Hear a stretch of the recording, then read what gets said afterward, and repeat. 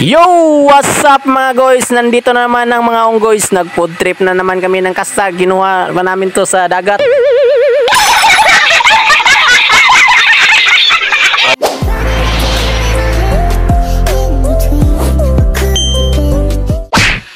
So mga guys, piniprito lang yung naming mga nakuha naming mga kasag mga guys kasi wala na kaming mga sangkap na gagamitin. Galing pa tong Ukraine yung mga kasag namin mga guys. Galing gera pa to mga guys. What? Huwag mong subukan. Masisira ang buhay. At sa wakas mga guys, naluto na rin itong nakuha namin mga kasag mga guys. Nahirapan kami mga guys kasi galing to sa Ukraine. May dala pang mga bomba mga guys. Kaya nahirapan kami sa pagluto mga guys.